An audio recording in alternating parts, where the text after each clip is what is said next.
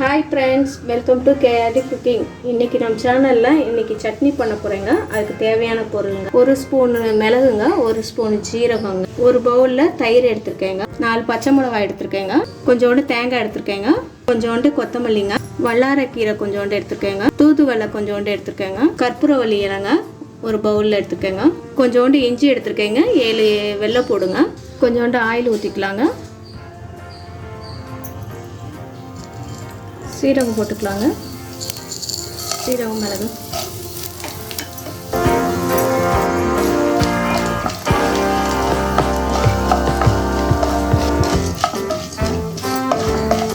நல்லா ஃப்ரை பண்ணிக்கலாங்க, பச்சை மிளகாய் போட்டுக்கலாங்க, இஞ்சி பூண்டு போட்டுக்கலாங்க,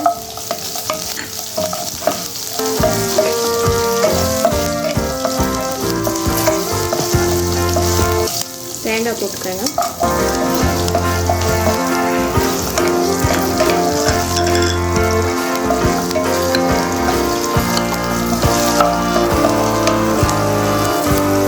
கற்பூரவள்ளி இலை போட்டுக்கிறேங்க,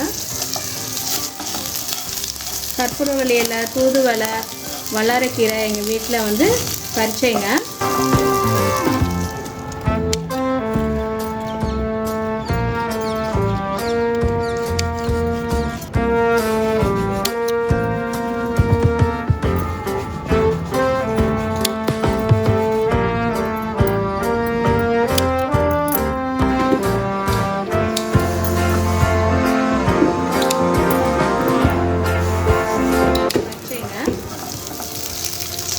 இந்த சட்னி வந்து குழந்தைங்களுக்கு சளி பிடிச்சா, இந்த மாதிரி சளி பிடிக்கிற டைம்லாம் அரைச்சி கொடுங்க, குழந்தைங்களுக்கு கொடுங்க, நல்லதுங்க உடம்பு.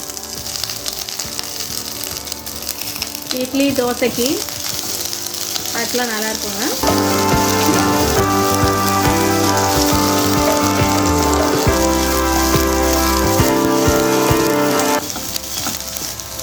கொத்தமல்லியும் போட்டுக்கிறேங்க.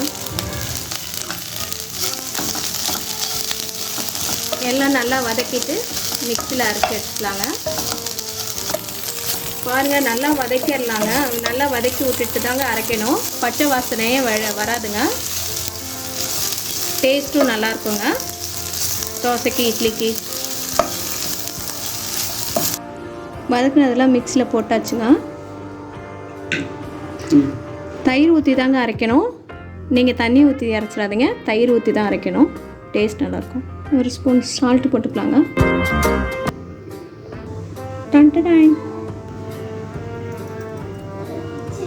அரைச்சி முடிச்சாச்சுங்க.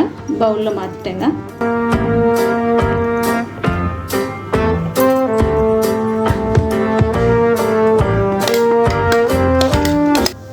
கொஞ்சோண்டு ஆயில் ஊற்றிக்கலாங்க. ஊற்றியாச்சுங்க.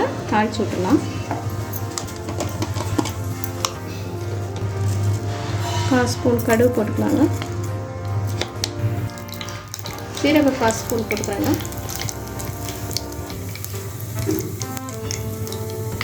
கருவேப்பிலை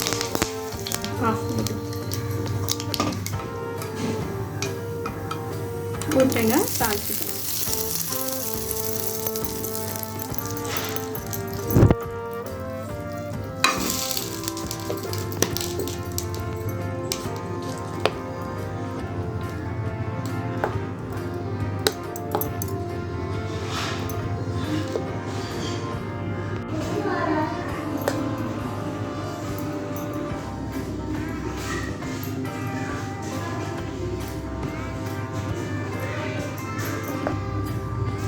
இட்லிக்கு தோசைக்கு சூப்பராக இருக்குங்க சட்னி. லைக் பண்ணுங்கள், ஷேர் பண்ணுங்கள், பெல் பட்டனை கிளிக் பண்ணுங்கள், மறக்காமல் சப்ஸ்கிரைப் பண்ணுங்கள், கமெண்ட்டில் கொடுங்க.